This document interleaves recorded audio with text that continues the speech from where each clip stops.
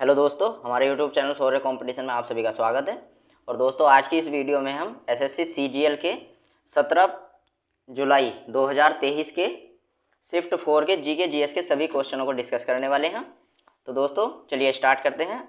और इससे पहले यदि आप हमारे चैनल पर पहली बार विजिट कर रहे हैं तो जीएस के ऐसे ही प्रैक्टिस सेट देखने के लिए आप चैनल को सब्सक्राइब कर सकते हैं। तो दोस्तों स्टार्ट करते हैं। क्वेश्चन नंबर 1, कानपुर के विद्रोही नाना साहब निम्नलिखित में से किस पेशवा के पुत्र थे? Option A Bajirao first, option B Balaji Bajirao, option C Bajirao second, option D Balaji Vishwanath. तो दोस्तों इसका सही आंसर है option number C, Bajirao second. ये बाजीराव सेकंड के पुत्र थे, ठीक है। और बाजीराव सेकंड ये अंतिम पेशवा थे। ये कौन थे दोस्तों? ये अंतिम पेशवा थे, मराठाओं के अंतिम पेशवा थे। और इन्होंने नाना साहब को गोद लिया था, ठीक है। और दोस्तों इनका जो शासन रहा था वो कब से कब तक रहा था? 1796 से लेकर 1818 तक रहा था बाजीराव सेकंड का, ठीक है। और देखते हैं दोस्तों, जो नाना साहेब हैं इन्होंने कानपुर से विद्रोह किया था। कहाँ से? कानपुर से। देखो ये लिखा हुआ कानपुर के विद्रोही, तो कानपुर से विद्रोह किया था इन्होंने। और इस विद्रोह का दमन किसने किया था? इस विद्रोह का दमन किसने किया था? तो ये किया था कॉलिन कैंपबेल ने। कॉलिन कैंपबेल ने, ठीक है दोस्तों। तो ये भी आपको याद रखना, कैंपबेल, ठीक है दोस्तों। और बाजीराव फर्स्ट के बारे में देखते हैं। बाजीराव फर्स्ट ये सेकंड, दूसरे नंबर के पेशवा थे, दूसरे पेशवा, ठीक है। इनका जो शासन रहा था वो 1720 ईस्वी से लेकर और 1740 ईस्वी तक रहा था। और दोस्तों बाजीराव फर्स्ट जो थे ये मराठों के सबसे महान पेशवा थे। इन्होंने 1728 ईस्वी में पालखेड़ा का युद्ध लड़ा था।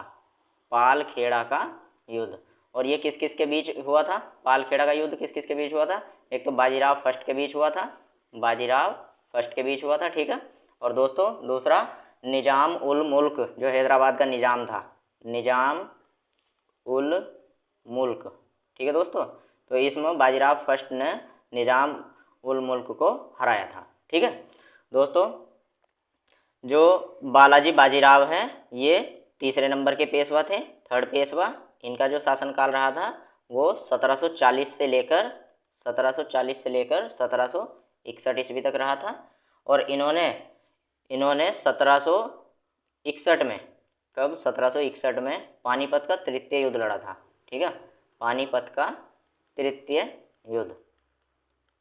और ये किस किस के बीच हुआ था? ये हुआ था मराठों के बीच, मराठों के बीच और किसके? अफगान का जो शासक था अहमद शाह अब्दाली, अहमद शाह अब्दाली, ठीक है। तो इसमें क्या हुआ था इस युद्ध में?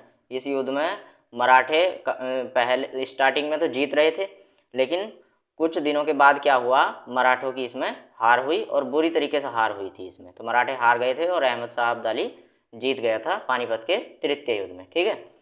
और दोस्तों इससे पहले पानीपत के 2 युद्ध लड़े गए थे। एक कब लड़ा गया था? एक 1556 ईस्वी में लड़ा गया था पानीपत का द्वितीय युद्ध, सेकंड वाला युद्ध। और ये किस किस के बीच हुआ था? ये अकबर के और हेमू के बीच में हुआ था, जिसमें अकबर की जीत हुई थी और हेमू की हार हुई थी, ठीक है। जो अकबर था ये मुगल वंश का शासक था, ठीक है।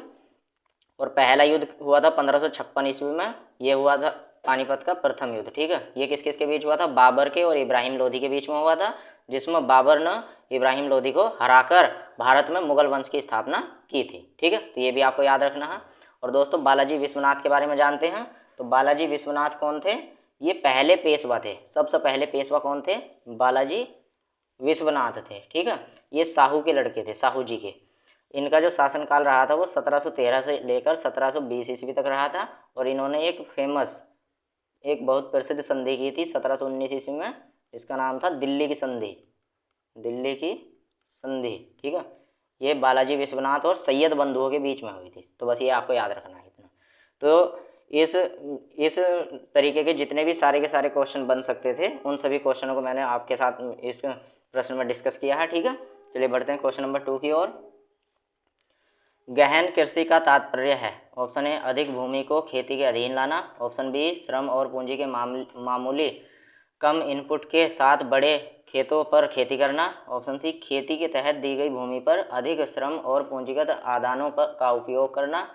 ऑप्शन डी भारत के अधिक राज्यों में खेती का प्रसार करना। तो दोस्तों इसका सही आंसर है ऑप्शन नंबर सी, खेती के तहत दी गई भूमि पर अधिक श्रम और पूंजी आदानों का उपयोग करना ही गहन कृषि का तात्पर्य है। चलिए क्वेश्चन नंबर 3 पर बढ़ते हैं। निम्नलिखित में से किस हिल स्टेशन पर सर्दियों में बर्फबारी नहीं होती? Option A Ooty, option B Nainital, option C Shimla, option D Srinagar. दोस्तों इसका सही आंसर है option number A Ooty. Ooty hill station पर सर्दियों में बर्फ़ नहीं पड़ती है और ये ऊटी हिल स्टेशन जो है ये तमिलनाडु राज्य में स्थित है। कहाँ पर स्थित है? तमिलनाडु राज्य में स्थित है, ठीक है। और इसे उधग मंडल के नाम से भी जाना जाता है। किसे? ऊटी को उधग मंडल,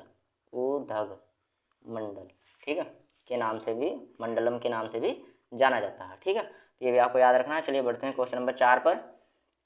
शिक्षा मंत्रालय की समग्र शिक्षा योजना के तहत स्कूलों और छात्रावासों का नाम बदल दिया जाएगा। Option A Shyama Prasad Mukherjee, option B Netaji Subhash Chandra Bose, option C Deendayal Upadhyay, option D Sardar Vallabh Bhai Patel. दोस्तों इसका सही आंसर है option number B Netaji Subhash Chandra Bose, ठीक है। और दोस्तों श्यामा प्रसाद के बारे में जानते हैं। श्यामा प्रसाद मुखर्जी ये एक भारतीय राजनीतिज्ञ, बैरिस्टर थे और साथ में शिक्षाविद भी थे, ठीक है। इन्होंने सन 1951 में भारतीय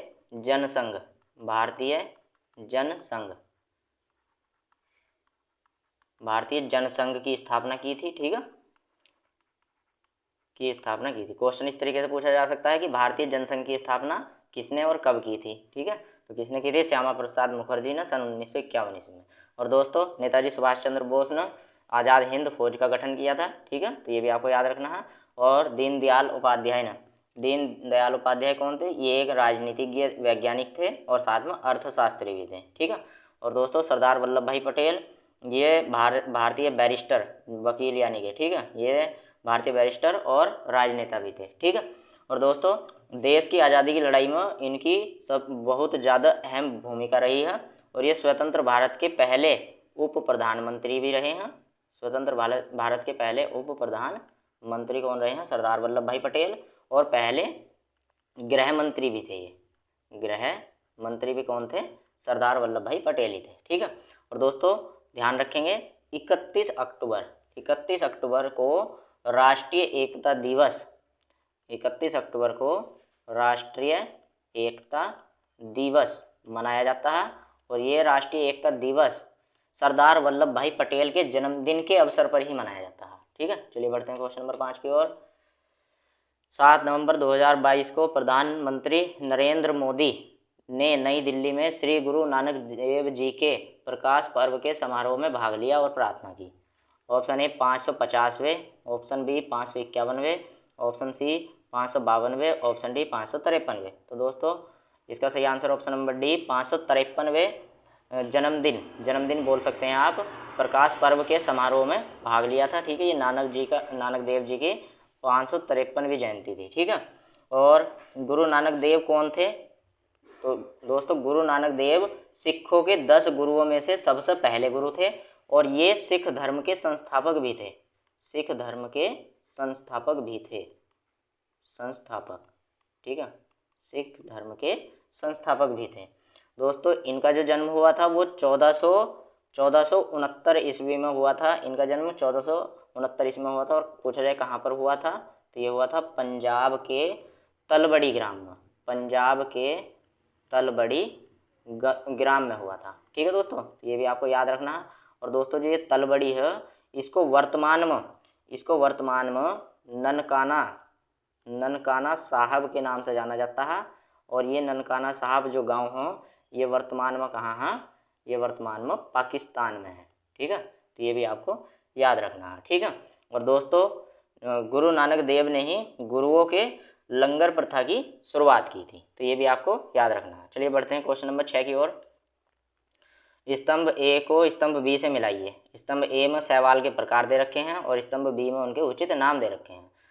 तो पहला स्तंभ ए का पहला ए है नील हरे शैवाल, और इधर ये इस तरीके से सारे इनके नाम दे रखे हैं। देखो पहले इनके ऑप्शन देख लेते हैं हम, ठीक है। तो ये इसके 4 ऑप्शन दिए हुए हैं। अब देखो सबसे पहले देखते हैं जो लाल शैवाल है। देखो लाल शैवाल जो है, ठीक है दोस्तों, तो लाल शैवाल रोडोफाइटा के नाम से जाना जाता है। किसके नाम से? रोडोफाइटा के नाम से। तो यानी बी वाला जो हो वो तीसरे नंबर के से मिल जाएगा, ठीक है। और दोस्तों जो हरी शैवाल है, हरी शैवाल, इसको क्लेमाइडोमोनास के नाम से जाना जाता है, यानी सेकंड नंबर से मिल जाएगा सी वाला। और दोस्तों भूरा शैवाल को सरगसुम के नाम से जाना जाता है। तो डी वाला किससे मिल जाएगा? पहले वाले से। तो नीले और हरे शैवाल को किसके नाम से जाना जाएगा? साइनोबैक्टीरिया के। तो ये हो गया हमारा ए, और ये हो गया हमारा बी, ये सी हो गया, और ये हो गया डी। तो यानी कि ए जो हो वो फोर्थ से मिल रहा है। तो कहाँ पर मिल रहा है? ए फोर्थ से, ऑप्शन नंबर सी में। तो इसका हो जाएगा ऑप्शन नंबर सी सही, ठीक है। चलिए बढ़ते हैं क्वेश्चन नंबर 7 पर। पेट से निकलने वाले अम्लीय भोजन को क्षारीय बनाने में क्या मदद करता है? Option A pepsin, option B आमाशय, option C hydrochloric, option D पित्तरस। तो दोस्तों इसका सही आंसर है ऑप्शन नंबर डी, पित्तरस जो हो वो अम्लीय भोजन को क्षारीय बनाने में मदद करता है। और दोस्तों ये रस यकृत के द्वारा स्रावित, मतलब यकृत में से निकल कर आता है ये, ठीक है, और पित्ताशय में इकट्ठा हो जाता है। जैसे ही हम भोजन को खाते हैं, ठीक है, भोजन हमारे पेट में जाता है, तो भोजन छोटी आंत में जाता है सबसे, मतलब जहाँ पर जाकर भोजन पचता है वो छोटी आंत होती है। तो पित्ताशय में से ये रस जो हो कहाँ पर उसमें छोटी आंत में जो हो स्रावित होने लगता है, और वहाँ से जो भोजन में अम्ल होता है उसको क्षारीय बना देता है, ठीक है। चलिए क्वेश्चन नंबर 8 पर चलते हैं। विलियम ब्रेडफोर्ड शोकले, जॉन बार्डीन और वाल्टर हाउसर ब्रेटन को किस खोज के लिए संयुक्त रूप से 1956 में भौतिकी में नोबेल पुरस्कार मिला था? ऑप्शन ए ट्रांजिस्टर प्रभाव की खोज, ऑप्शन बी तापायनिक उत्सर्जन की खोज, ऑप्शन सी विद्युत चुंबकीय प्रेरण की खोज, ऑप्शन डी तापमान और स्पर्श के लिए रिसेप्टर्स की खोज। तो दोस्तों इसका सही आंसर ऑप्शन नंबर ए, ट्रांजिस्टर के प्रभाव की खोज के लिए 1956 में भौतिकी में नोबेल पुरस्कार मिला है। और दोस्तों नोबेल पुरस्कार की जो इसके जो संस्थापक हैं वो कौन है? Alfred Nobel. अल्फ्रेड नोबेल ने नोबेल पुरस्कार की क्या की थी? स्थापना की थी। और दोस्तों सबसे पहला जो नोबेल पुरस्कार मिला है वो 1901 ईस्वी में मिला है। तो ये भी आपको याद रखना है। चलिए बढ़ते हैं क्वेश्चन नंबर 9 की ओर। क्वेश्चन नंबर 9 में दिया हुआ नदियों का कौन सा समूह प्रायद्वीपीय जल निकासी प्रणाली का हिस्सा है? ऑप्शन ए गंडक और घाघरा, ऑप्शन बी महानदी और गोदावरी, ऑप्शन सी गंगा और यमुना, ऑप्शन डी दामोदर और शारदा। दोस्तों इसका सही आंसर है ऑप्शन नंबर बी, महानदी और गोदावरी। चलिए और जानते हैं इनके बारे में। दोस्तों जो महानदी है, पहले महानदी के बारे में जानते हैं, ठीक है। महानदी के बारे में डिस्कस करेंगे। ये दक्षिण भारत का सबसे बड़ा बेसिन है। बेसिन का मतलब क्या होता है? दक्षिण भारत का सबसे बड़ा क्या है? ये बेसिन है, ठीक है। और बेसिन होता है नदियों का जाल। क्या होता है? बेसिन नदियों के जाल को बोलते हैं, ठीक है दोस्तों। दक्षिण भारत का ये सबसे बड़ा बेसिन है महानदी जो हो, और बेसिन क्या होता है? नदियों का जाल होता है, ठीक है। इसका उद्गम स्थल कहाँ है? महानदी का उद्गम स्थल क्या है? तो इसका उद्गम स्थल है सिंघावा पहाड़ी, सिंघावा पहाड़ी, ठीक है दोस्तों। ये छत्तीसगढ़ में है सिंघावा पहाड़ी, ठीक है। और इस नदी में कोयला अत्यधिक मात्रा में पाया जाता है। ये भी आपको याद रखना है, ठीक है। चलिए बात करते हैं गोदावरी नदी की। गोदावरी नदी का उद्गम स्थल क्या है? गोदावरी नदी का उद्गम स्थल है त्र्यंबकेश्वर, ठीक है दोस्तों। ये कहाँ पर है? ये नासिक में है। और नासिक को आपको बताने की ज़रूरत है ही, नासिक कहाँ पर है? महाराष्ट्र में, ठीक है। और जो गोदावरी नदी है, गोदावरी नदी दक्षिण भारत की सबसे लंबी नदी है। दक्षिण भारत की सबसे लंबी नदी है ये गोदावरी नदी, दक्षिण भारत की सबसे लंबी नदी, ठीक है। तो ये भी आपको याद रखना है। लेकिन दोस्तों ये दक्षिण भारत की सबसे लंबी नदी है, ना कि भारत की। अगर भारत की बात की जाए, अगर किसकी बात की जाए? भारत की, तो ये भारत की दूसरी सबसे लंबी नदी है। और पहली कौन सी है? गंगा। दूसरी सबसे लंबी नदी है, ठीक है। इस अन्य दूसरे किस नाम से जाना जाता है? इसके अन्य नाम क्या है? तो दोस्तों इसको अन्य नाम से जाना जाता है, एक तो दक्षिण की गंगा, ध्यान रखेंगे दोस्तों, दक्षिण की गंगा, ना कि दक्षिण भारत की गंगा। दक्षिण की गंगा के नाम से जाना जाता है किसको, गोदावरी को। और यहीं पर अगर आपसे पूछ रहे कि दक्षिण भारत की गंगा के नाम से किसे जाना जाता है, तो वो कावेरी नदी को जाना जाता है, ठीक है। और दूसरा इसे बूढ़ी गंगा के नाम से भी जानते हैं, बूढ़ी गंगा के नाम से भी इसको जाना जाता है, ठीक है।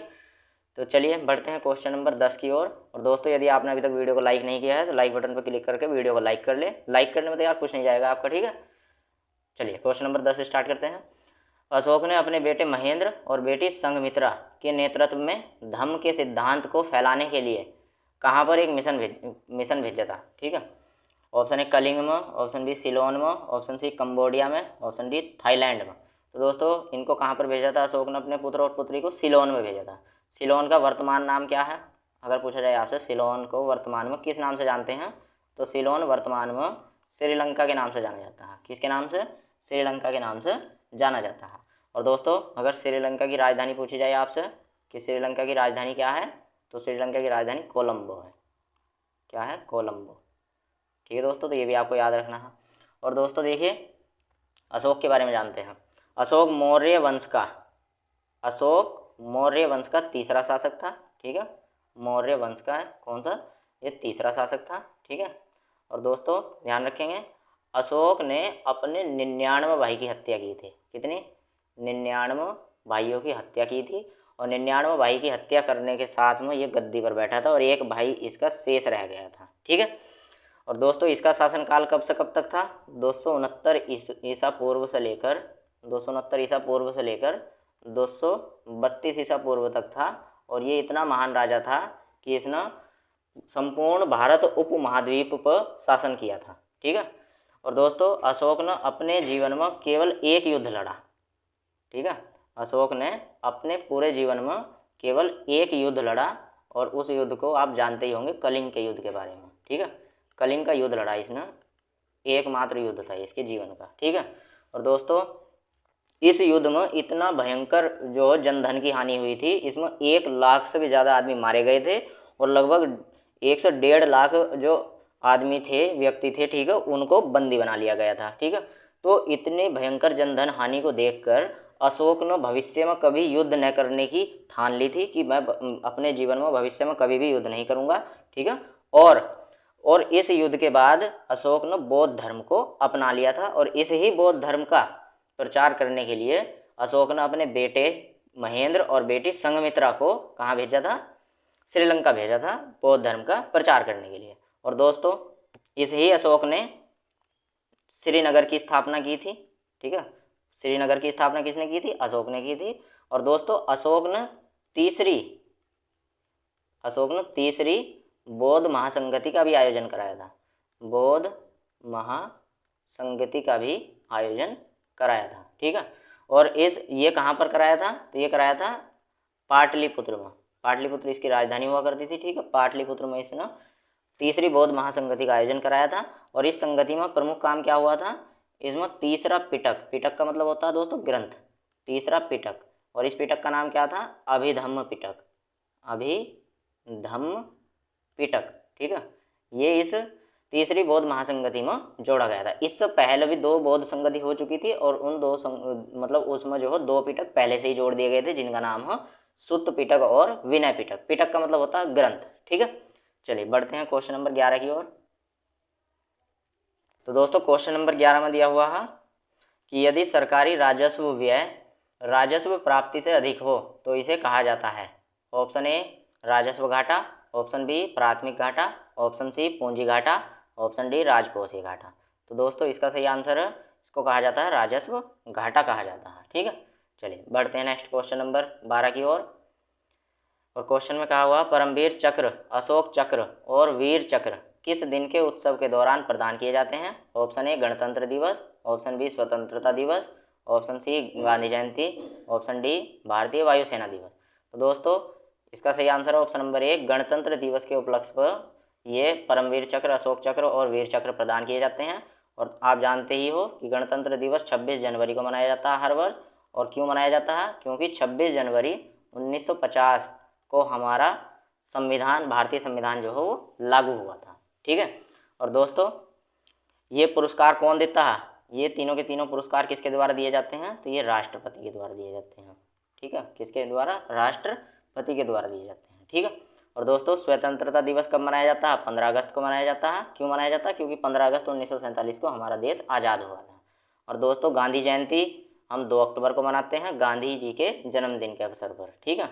और दोस्तों भारतीय वायुसेना दिवस ये कब मनाया जाता है? तो ये 8 अक्टूबर को प्रतिवर्ष मनाया जाता है, क्योंकि इस दिन भारतीय वायुसेना की स्थापना हुई थी, ठीक है। चलिए बढ़ते हैं क्वेश्चन नंबर 13 की ओर।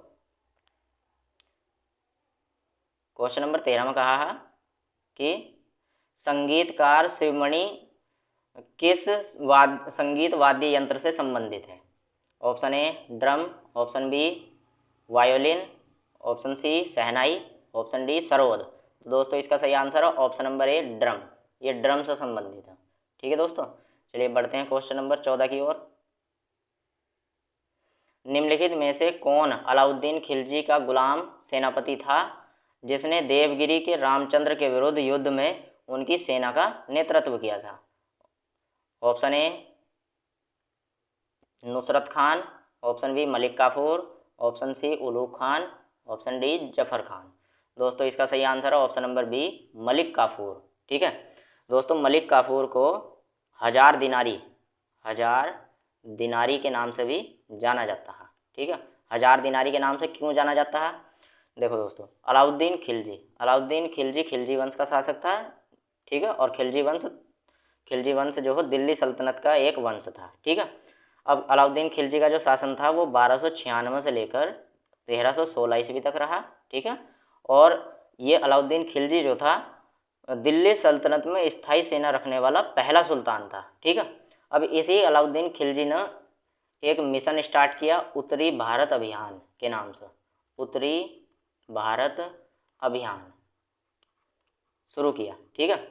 इसी उत्तरी भारत अभियान में सबसे पहले नंबर पर सन 1298 ईस्वी में इसने गुजरात अभियान किया। गुजरात अभियान किसके खिलाफ किया गया था ये?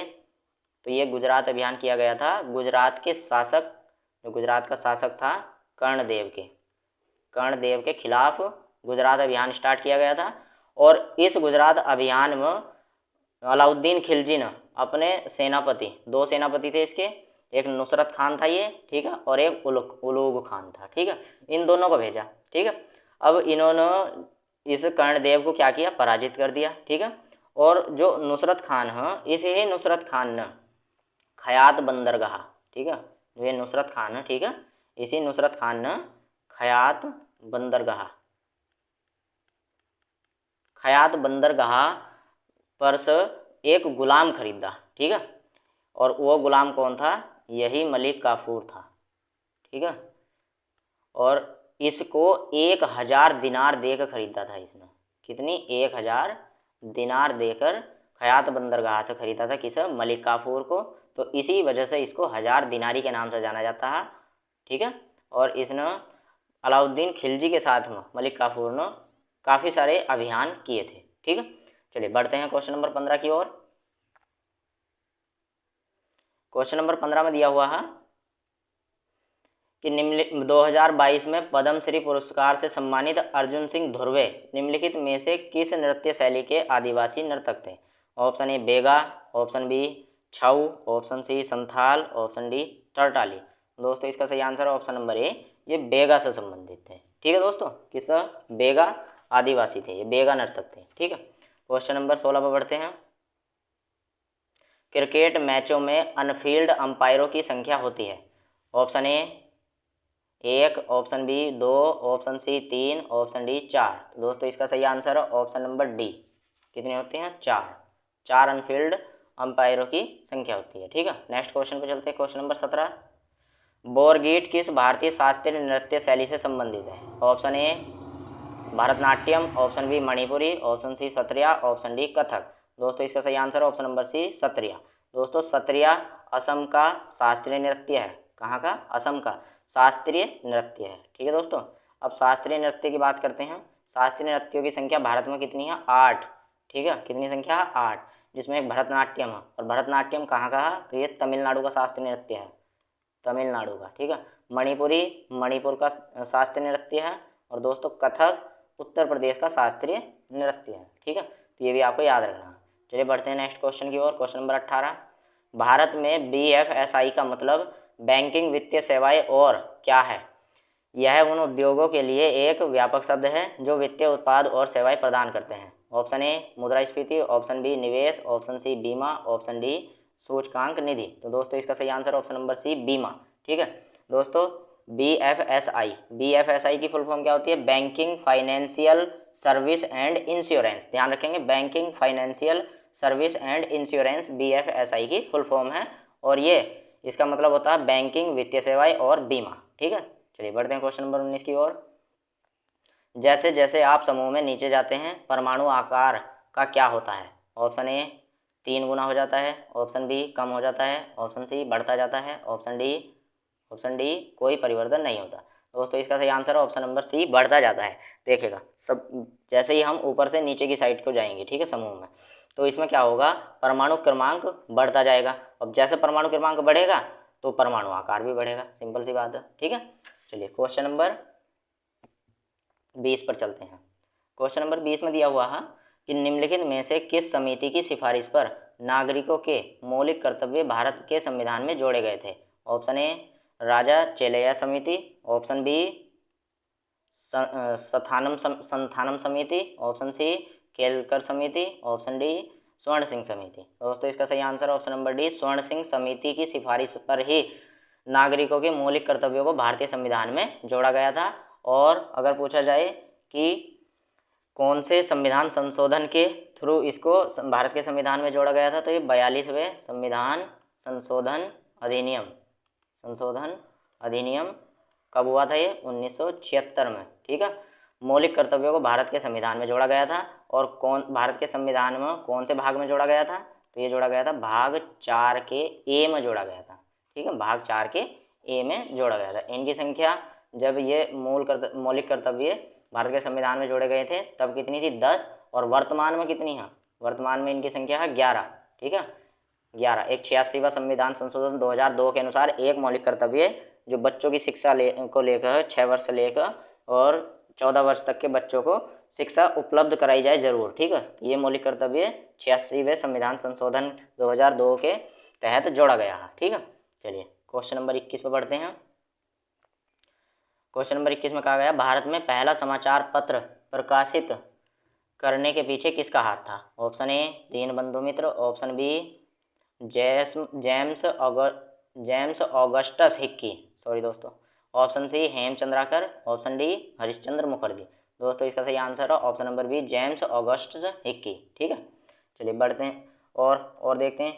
तो दोस्तों अगर हम बात करें कि सबसे पहला समाचार पत्र प्रकाशित करने के पीछे तो हाथ किसका था? जेम्स ऑगस्ट हिक्की का था। लेकिन सबसे पहला समाचार पत्र कौन सा था? ये था द बंगाल गजट था। और ये कब प्रकाशित हुआ था? ये 1780 में प्रकाशित हुआ था। ठीक है, और द बंगाल गजट को ही किसके नाम से? कलकत्ता जनरल एडवर्टाइजर के नाम से भी जाना जाता है। किसके नाम से? कलकत्ता जनरल एडवर्टाइजर के नाम से जाना जाता है। ठीक है, चलिए बढ़ते हैं नेक्स्ट क्वेश्चन नंबर 21 की ओर। 2031 क्रिकेट विश्व कप की मेजबानी कौन सा देश करेगा? Option A England, option B Bharat और Bangladesh, option C Australia, option D West Indies. तो दोस्तों इसका सही आंसर है ऑप्शन नंबर बी भारत और बांग्लादेश अंतर्राष्ट्रीय क्रिकेट विश्व कप की मेजबानी करेंगे। कब के? 2031 के। ठीक है, नेक्स्ट क्वेश्चन पे चलते हैं। Question number 23। क्वेश्चन नंबर 23 में कहा गया है कि हरियाणा सरकार ने अंतर्राष्ट्रीय महिला दिवस 2022 जो अभी 8 अप्रैल को मनाया जाता है अंतर्राष्ट्रीय महिला दिवस, ठीक है, 2022 पर महिला उद्यमों को सहायता प्रदान करने के लिए किस योजना की घोषणा की? ऑप्शन ए उज्ज्वल योजना, ऑप्शन बी महिला ई हार्ट योजना, ऑप्शन सी मातृशक्ति उद्यमिता योजना, ऑप्शन डी स्वाधार योजना। तो दोस्तों इसका सही आंसर है ऑप्शन नंबर सी मातृशक्ति उद्यमिता योजना। ठीक है, नेक्स्ट बढ़ते हैं क्वेश्चन नंबर 24 की ओर। भारतीय संविधान की 3 सूचियों में से संबंधित केंद्र राज्य संबंधों के संबंध में निम्नलिखित में से कौन सा कथन सही है? और कथन ये दिया है जो विषय तीनों सूचियों में किसी में भी शामिल नहीं है उन्हें अवशिष्ट विषय कहा जाता है। तो बिल्कुल सही बात है ये।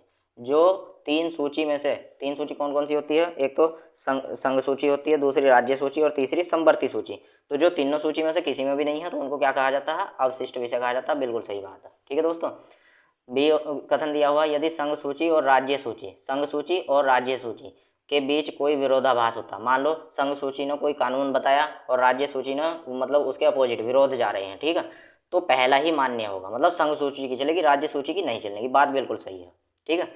सी वाला कथन दिया हुआ है, जब संसद 2 या 2 से अधिक राज्यों के अनुरोध पर कोई कानून बनाती है तो राज्य सूची पर संसद द्वारा बनाया गया कानून वह सभी राज्यों पर लागू होता है। तो ये बात गलत हो गई दोस्तों, क्यों? क्योंकि देखो 2 या 2 से ज़्यादा राज्य, मान लो 3 4, ठीक है, इन्होंने अब ये मिलकर 2 या 3 राज्य मिलकर कहने लगे कि जी हमें तो नया देश चाहिए। तो क्या ऐसा पॉसिबल है कि जो संसद है वो नया देश बना देगी भारत को डिवाइड करके? बिल्कुल भी नहीं करेगी, ठीक है। तो 2 या 2 से ज़्यादा राज्यों के अनुरोध पर संसद कोई कानून नहीं बनाती, ठीक है। संसद के सदन लगते हैं, उसमें कोई बिल पारित होता है, तभी जाकर कोई कानून बनता है, ठीक है। तो ऑप्शन ए बी सी और डी, तो इसका हो जाएगा पहला और दूसरा सही, यानी ऑप्शन नंबर डी सही हो जाएगा, ठीक है। चलिए नेक्स्ट क्वेश्चन पे बढ़ते हैं, और क्वेश्चन नंबर 25 और लास्ट क्वेश्चन है हमारा दोस्तों। क्वेश्चन में दिया हुआ 2011 की जनगणना में भारत में बाल लिंग अनुपात क्या है? ऑप्शन ए प्रति 1000 पुरुषों पर 919 महिलाएं, ऑप्शन बी प्रति 1000 पुरुषों पर 911 महिलाएं, ऑप्शन बी सी प्रति 1000 पुरुषों पर 941 महिलाएं, ऑप्शन डी प्रति 1000 पुरुषों पर 814 महिलाएं। दोस्तों इसका सही आंसर है ऑप्शन नंबर ए प्रति 1000 पुरुषों पर 919 महिलाएं, ठीक है, 2011 की जनगणना के अनुसार। दोस्तों अगर हम पहली जनगणना की बात करें, पहली जनगणना भारत की कब हुई थी? 1872 में हुई थी, और ये किसने कराई थी? ये कराई थी लॉर्ड मेयो ने, लॉर्ड मेयो ने कराई थी, और ये भारत के उस समय पर क्या थे? वायसराय थे, ठीक है, ब्रिटिश वायसराय जिसको बोलेंगे हम, ठीक है। और भारत की अगर पूछा जाए भारत की पहली पूर्ण जनसंख्या वो जनगणना कब हुई थी? दोस्तों ये हुई थी 1881 ईस्वी में। कब हुई थी? 1881 ईस्वी में। और 2011 जो हमारा क्वेश्चन दिया हुआ है, 2011 की जनगणना के अनुसार, ठीक है, सबसे ज़्यादा जनसंख्या वाला राज्य कौन हो? तो ये है उत्तर प्रदेश, यूपी है, ठीक है। और इसकी जनगणना कितनी है? 19.96 करोड़, 19.96 करोड़ जनसंख्या किसकी? यूपी की। और दोस्तों ये तो हो गया सबसे अधिक, ये तो हो गया सबसे अधिक वाला। अगर बात की जाए सबसे कम जनसंख्या वाला राज्य कौन सा है, तो सबसे कम जनसंख्या वाला राज्य है सिक्किम। कौन सा? सिक्किम। और सिक्किम की जनसंख्या कितनी है? 6,07,688। ये सिक्किम की जनसंख्या है और ये सबसे कम जनसंख्या है, ठीक है दोस्तों। तो वीडियो में दी गई हमारे द्वारा जानकारी आपको कैसी लगी दोस्तों, हमें कमेंट बॉक्स में ज़रूर बताएं। और यदि आप चैनल पर पहली बार आए हैं तो चैनल को सब्सक्राइब कर लें, और वीडियो अगर आपको अच्छी लगी हो तो वीडियो को लाइक करें। धन्यवाद।